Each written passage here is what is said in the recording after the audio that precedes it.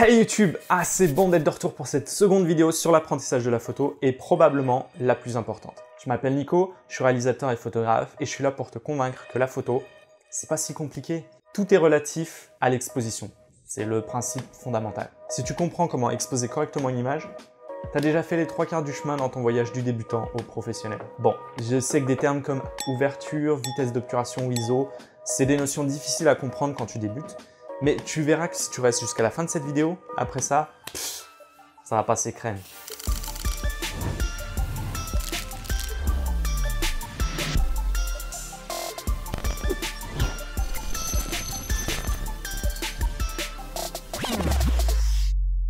T'entendras peut-être parler de couple d'exposition, ouverture et vitesse, mais aujourd'hui, et surtout depuis qu'on a la possibilité de modifier l'ISO sans avoir à changer de film, on se réfère plutôt à la sainte trinité du triangle d'exposition. Tu as trois moyens d'agir sur la lumière avec ton appareil photo. La quantité de lumière que tu laisses entrer via l'ouverture du diaphragme, le temps d'exposition à la lumière du capteur et la sensibilité à la lumière du capteur. Voilà, c'est fait. Si t'as compris ça, t'as tout compris. Prenons une analogie pour être plus clair. Imaginons que prendre une photo, c'est comme remplir un verre d'eau avec un robinet. D'abord, tu as le débit d'eau qui circule dans les tuyaux. Est-ce qu'il y a beaucoup de lumière comme en plein soleil ou est-ce que l'on est dans un endroit ombragé ou en pleine nuit?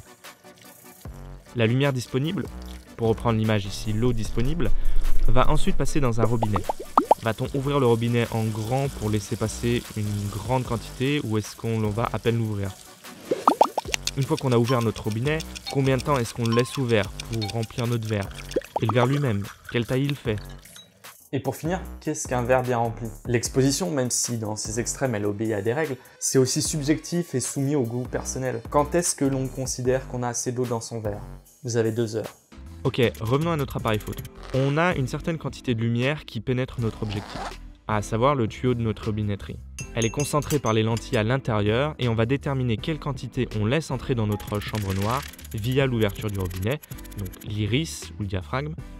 Plus on est ouvert, plus la quantité de lumière est importante. C'est l'ouverture.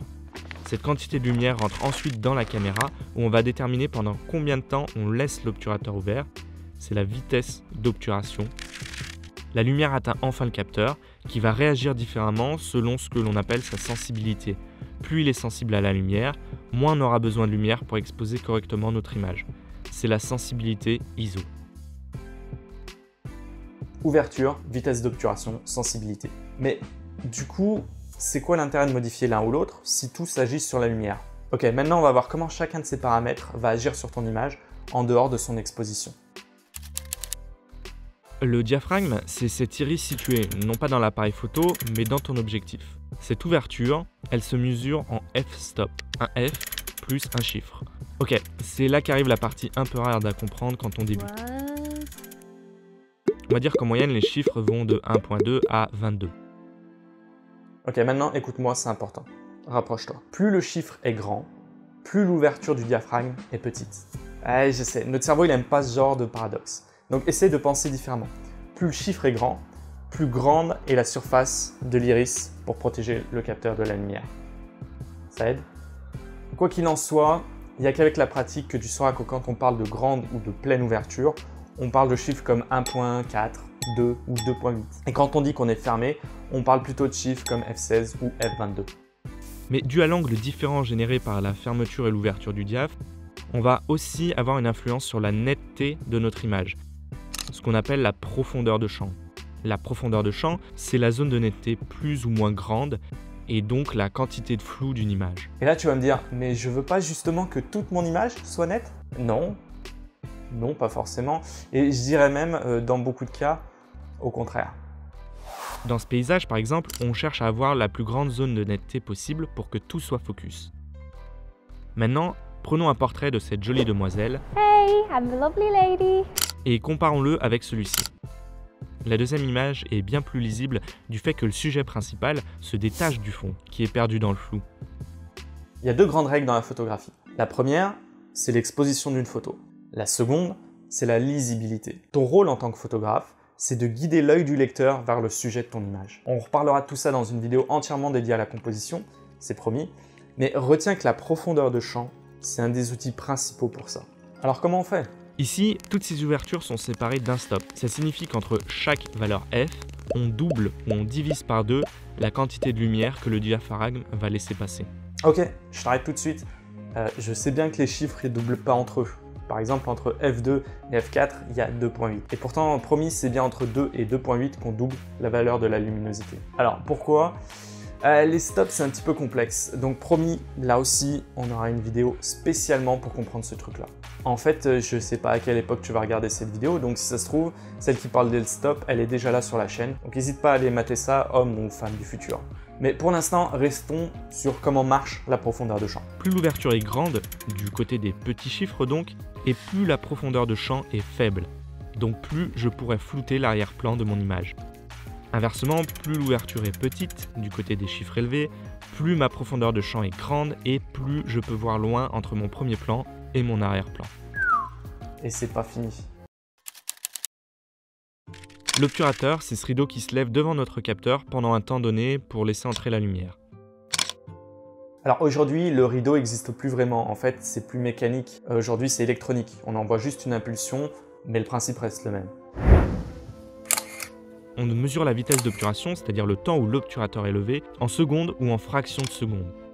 On peut exposer très rapidement à 1/4 millième de seconde, ou exposer longtemps à 30 secondes, voire même pendant des heures. Puisque c'est une fraction, plus le chiffre est élevé, plus c'est court.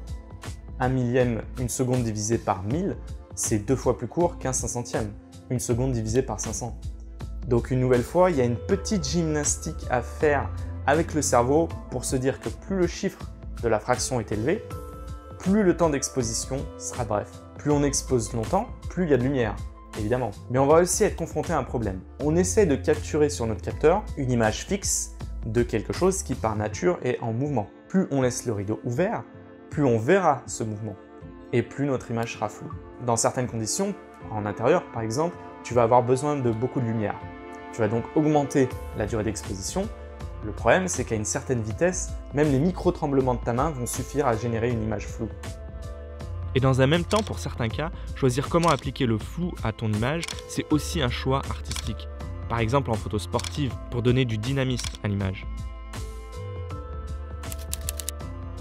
L'ISO, c'est une unité de mesure de la sensibilité de la lumière de ton capteur. Plus la valeur est élevée, moins il y aura besoin de lumière pour être exposé correctement. En fait, plus précisément, tu amplifies numériquement le signal que reçoit le capteur de la même façon que si tu tournais le volume en audio d'un amplificateur sur ta chaîne stéréo. Continue d'augmenter le volume. À un moment, tu vas aussi amplifier le bruit audio et tous les artefacts du son. C'est la même chose avec les ISO. Plus tu augmentes leur valeur, plus tu auras du bruit digital dans ton image, cette espèce de grain caractéristique. La quantité de bruit généré va dépendre de ton appareil photo. La plupart des appareils photo démarrent à 100 ISO, mais après ça diverge pas mal selon la qualité. Certains appareils ont des images qui ne sont plus exploitables après 1600 ISO, et d'autres peuvent aller au-delà de 20 000 ISO sans que la qualité en pâtisse vraiment. Ouverture, vitesse, sensibilité. La sainte trinité de l'exposition photo. Tout est une histoire de balance entre ces trois éléments.